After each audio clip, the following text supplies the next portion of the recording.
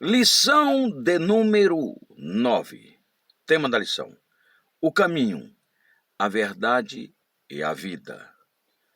Texto áureo se encontra no Evangelho de Jesus Cristo, conforme escreveu João, capítulo de número 14, versículo 6. Abre aspas. Disse-lhe Jesus: Eu sou o caminho, a verdade e a vida. Ninguém vem ao Pai a não ser por mim. Fecha aspas.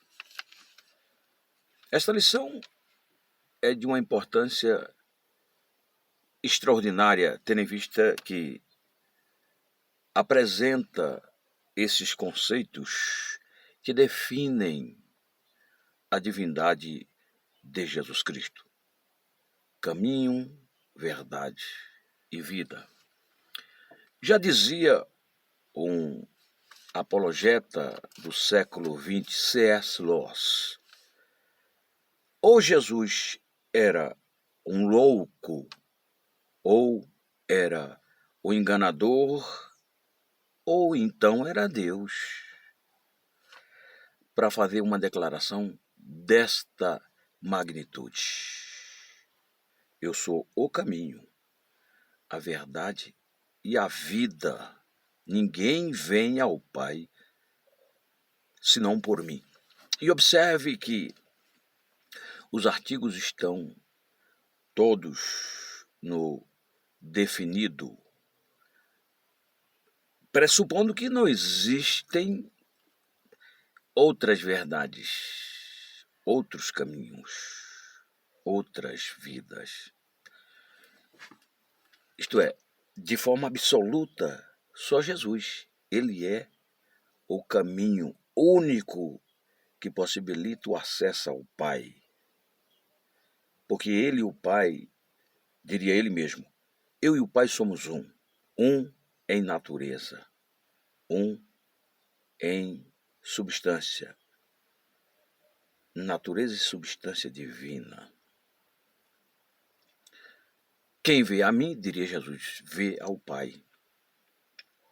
Então nós vemos que este caminho absoluto, único, para levar ao Pai. A verdade aqui é absoluta. Verdade espiritual absoluta, Jesus Cristo. E a vida.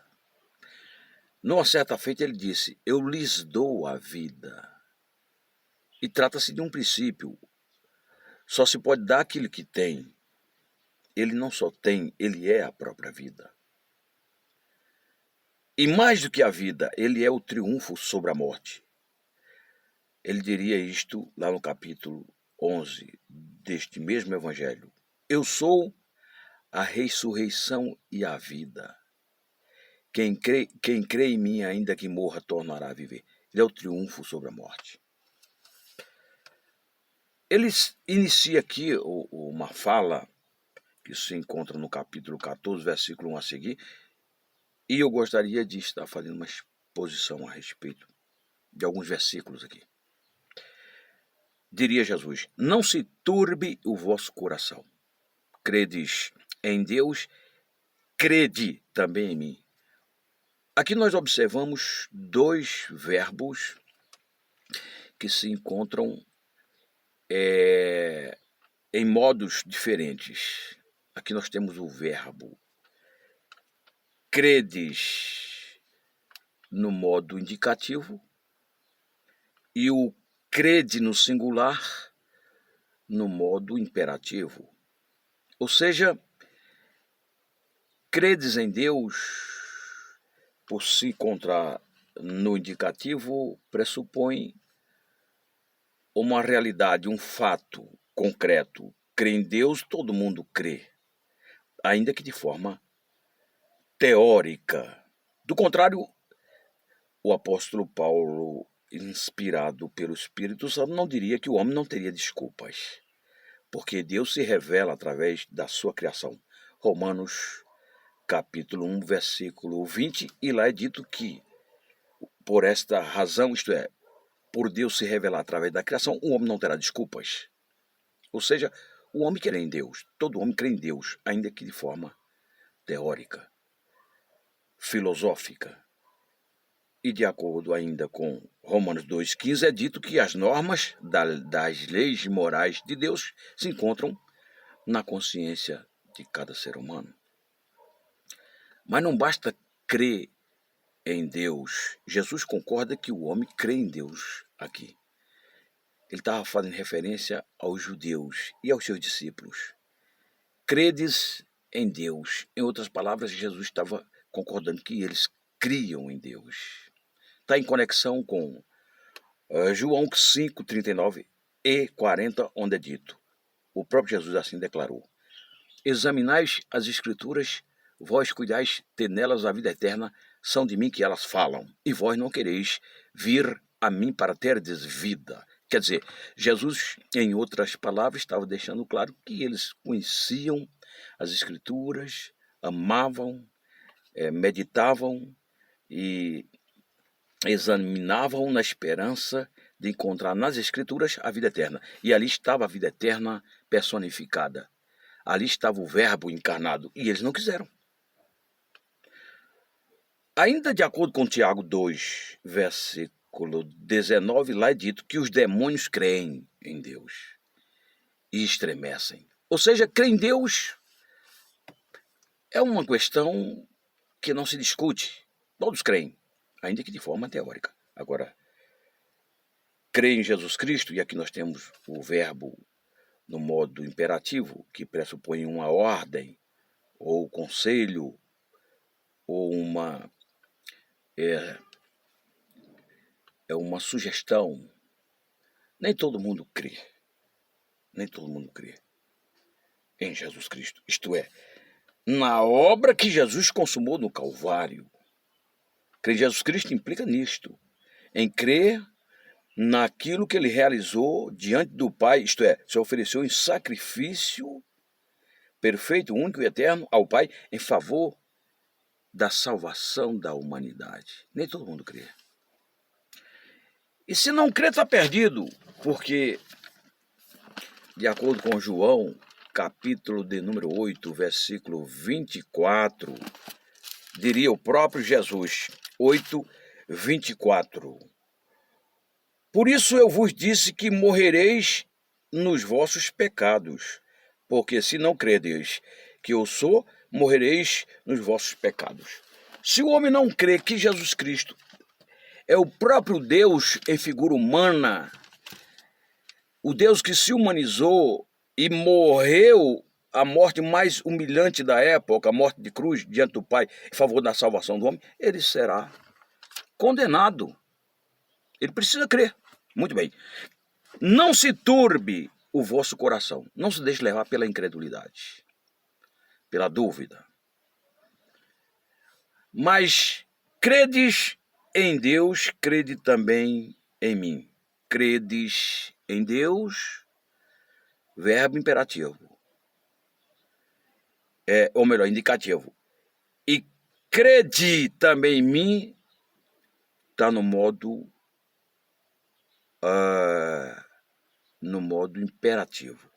Então, são dois modos diferentes. Indicativo e imperativo. Imperativo diz respeito a uma ordem, uma sugestão,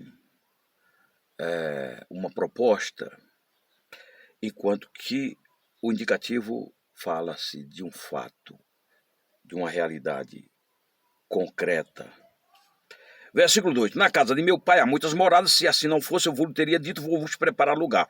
E se eu for vos preparar lugar, virei outra vez, e vos levarei para mim mesmo, para que onde eu estiver, estejais vós também comigo. Então nós vemos que Jesus aqui ele faz a promessa da sua segunda vinda. Ele vai falar que está indo preparar lugar para os seus seguidores, mas vai retornar para levar os seus seguidores para ele mesmo. Aqui nós temos, portanto, a promessa da vinda de Jesus, e Jesus não veio. Aqui trata-se da segunda vinda, mas ele virá. Mas ele virá para buscar os que estão aguardando a ele, de acordo com o escritor aos Hebreus, capítulo de número 9, versículos 27 e 28, nos informa o seguinte: e, assim como aos homens está ordenado morrerem uma só vez, vindo depois disto o juízo, assim também Cristo, tendo se oferecido uma vez para sempre, para tirar os pecados de muitos, aparecerá a segunda vez, sem pecado, aos que o aguardam para a salvação. Jesus virá para aqueles que estão aguardando para a salvação plena, total. Jesus não virá mais para perdoar pecados. Isso aconteceu na sua primeira vinda, diria o João Batista, capítulo 1 do Evangelho de acordo com João, versículo 29. Eis aí o Cordeiro de Deus que tira o pecado do mundo. E o tira está no presente do indicativo, ele tira agora, mas o homem tem que se render a ele em fé e amor, para que esse homem possa se libertar dos seus pecados e possa viver na esperança de vida eterna. Agora, quando Jesus vier a segunda vez, ele não virá para perdoar pecados de ninguém, ele virá para levar os que o aguardam, os que estão lhe esperando para essa plena salvação, a salvação completa. Por ocasião da sua vinda, a Bíblia diz que os mortos ressuscitarão primeiro, os que morreram em Cristo, em conexão com Cristo. Nós, os que estivermos vivos, seremos transformados em um corpo de glória semelhante ao seu e iremos ao seu encontro. E com ele estaremos para sempre. Esta é a promessa no contexto geral do Novo Testamento. Versículo 4. Mesmo vós sabeis para onde eu vou e conheceis o caminho. Disse-lhe Tomé: Senhor, nós não sabemos para onde vais. Como podemos saber o caminho?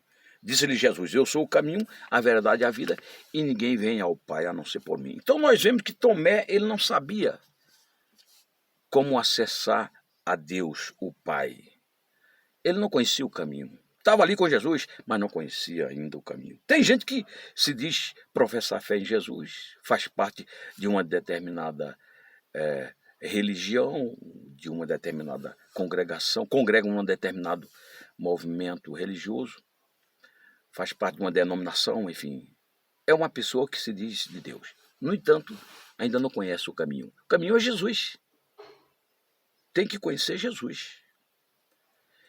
Tem que conhecer Jesus. Conhecer Jesus implica em ver Jesus pela fé. Capítulo 5 do Evangelho conforme João, capítulo 6, versículo 40. Olha só, capítulo 6, versículo 40. Esse versículo é tremendo. De fato, a vontade de meu Pai é que todo homem que vir o Filho, quer dizer, ver o Filho, vir o Filho e nele crer, tem a vida eterna, e eu o ressuscitarei no último dia. Ver o Filho e crer no Filho são termos sinônimos. Então, saber o caminho, conhecer o caminho, implica nisto. Ver o Filho. Ver o Filho implica em confiar no Filho. Acreditar que o Filho é o único Salvador do mundo, de acordo com Atos 4, versículo 12. Em nenhum outro há salvação. Debaixo dos céus não há nenhum outro nome dado entre os homens, pelo qual importa que sejamos salvos. Versículo 7. Se vós me conheceis a mim, também conhecereis o meu Pai. E já desde agora conheceis e o tendes visto. Disse-lhe Filipe: Senhor, mostra-nos o Pai, o que nos basta. Disse-lhe Jesus: estou há tanto tempo convosco e não me tendes conhecido, Filipe. Quem me vê a mim, vê o Pai. E como dizes tu, mostra-nos o Pai. Então, quer dizer, Jesus, o profeta Isaías já fazia referência a ele como aquele que seria chamado de Emanuel, traduzido é Deus conosco. Quem via Jesus está vendo o Pai. Porque ele e o Pai, como eu já disse, e foi o próprio Jesus que assim declarou, eu e o Pai somos um. Um em natureza. Então, olhar para Jesus é olhar para o Pai. Ninguém jamais viu ao Pai. Foi o que o próprio Jesus assim declarou lá no capítulo 1, versículo 18. Ninguém jamais viu o Pai, mas o Deus unigênito, que é uma referência a Jesus, que está no seio do Pai, o revelou. Versículo 18 do Evangelho conforme João, capítulo 1. Ninguém jamais viu a Deus. O Deus unigênito que está no seio do Pai é quem o revelou. Ninguém jamais viu a Deus, o Pai. No entanto, quem olha para Jesus vê Deus, o Pai. Não significa dizer que ele é o Pai, mas que ele tem a mesma natureza que o Pai, juntamente com o Espírito Santo. Versículo 10. Não crês tu que eu estou no Pai e que o Pai está em mim? As palavras que eu vos digo, não as digo de mim mesmo, mas o Pai que está em mim é quem faz as obras. Versículo 11. Crede-me que estou no Pai e o Pai em mim. Crede em mim, ao menos por causa das mesmas obras. E observe que o crede está sempre aqui no imperativo. É uma ordem da parte de Jesus Cristo. Nós precisamos crer. As mesmas obras que o Pai fez, Jesus também igualmente faz. Certa feita ele diz, meu Pai trabalha até agora e eu também.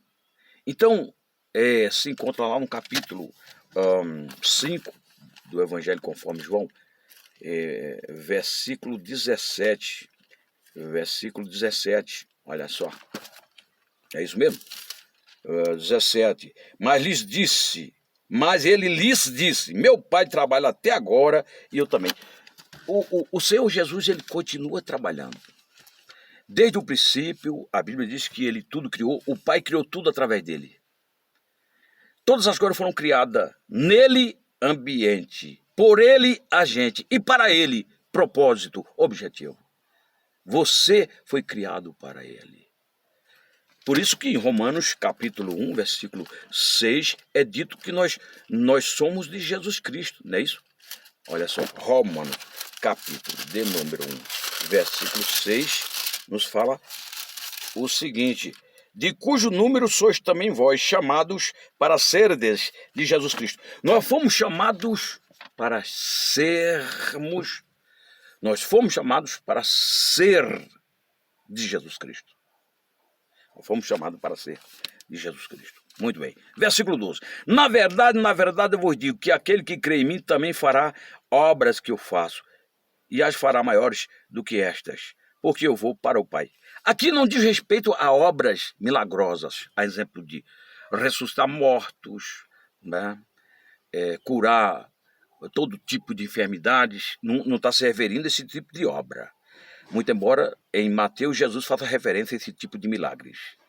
Ele capacitou os seus seguidores para fazerem e realizar esse tipo de milagre. Mas aqui está falando de obra evangelizadora. O versículo 12 tem a resposta dele, está no 10, onde eu já li, onde é dito, não crês tu que eu estou no Pai, que o Pai está em mim? As palavras que eu vos digo, não as digo de mim mesmo, mas o Pai que está em mim é quem faz as obras. Então, obras aqui dizem respeito à obra de evangelização.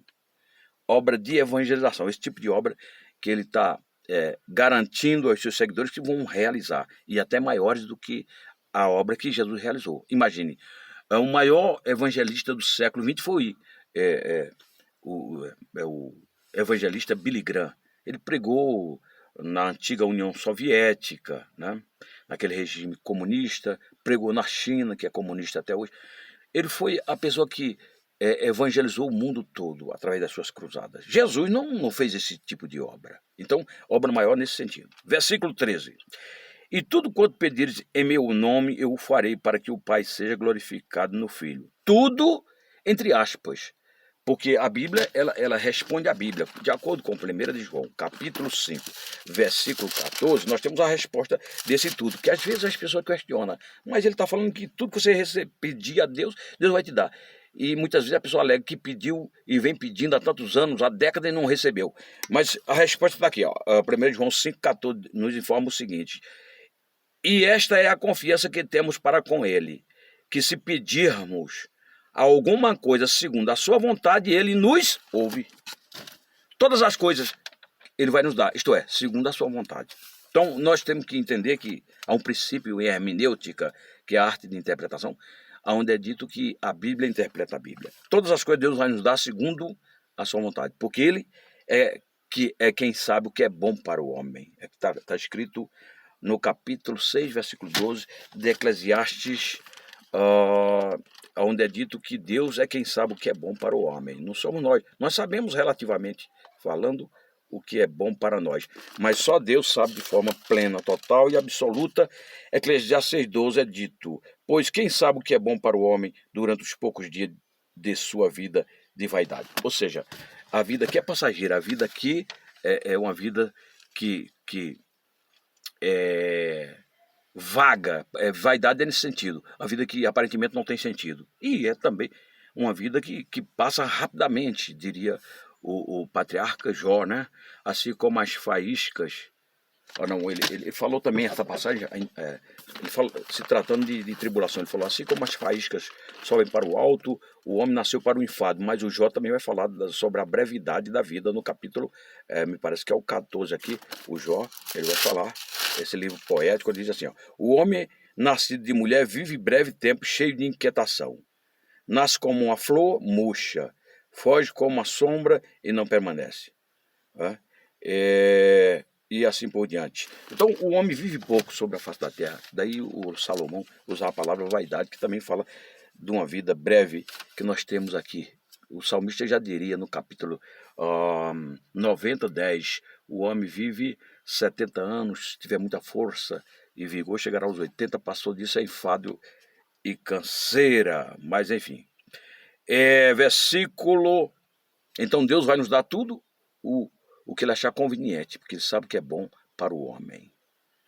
Ele sabe o que é melhor para nós, de forma plena. Só ele sabe.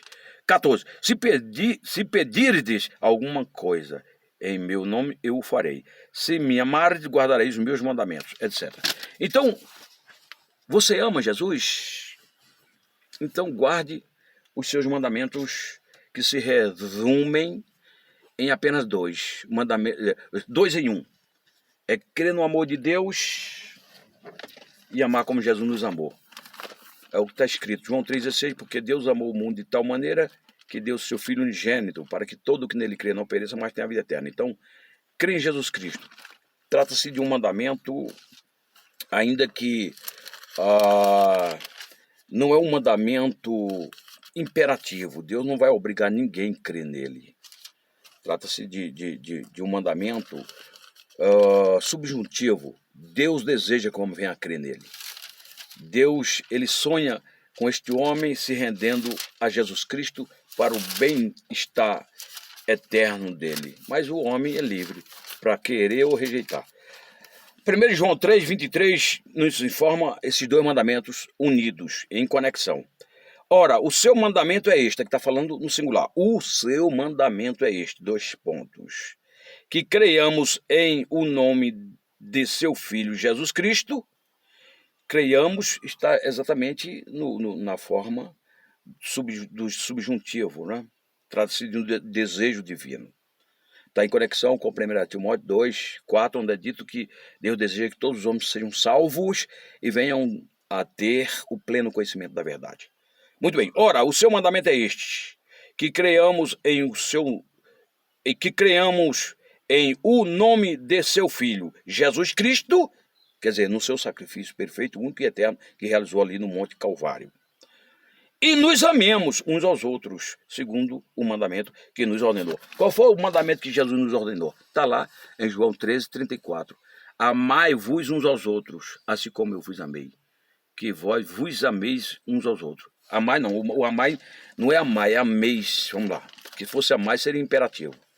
Então, não é um imperativo. Trata-se do mandamento da forma subjuntiva. É um desejo de Deus aqui, é o que está escrito aqui. Muito bem, 34, novo mandamento eu vos dou, que vos ameis, não é amai. Então existe uma diferença em amai, imperativo, e ameis, que está na forma subjuntiva. Uns aos outros, assim como eu vos amei, que também vos ameis uns aos outros. Deus nos abençoe em nome de Jesus. Fica aqui mais esta palavra com base nesse tema maravilhoso: caminho, verdade e vida. Jesus Cristo, o único que se apresenta com essas prerrogativas divinas. Eu sou o caminho, a verdade e a vida. Ninguém vem ao Pai senão por mim. Valério Ponte. Se inscreve e compartilha. Vamos juntos evangelizar o mundo. Amém.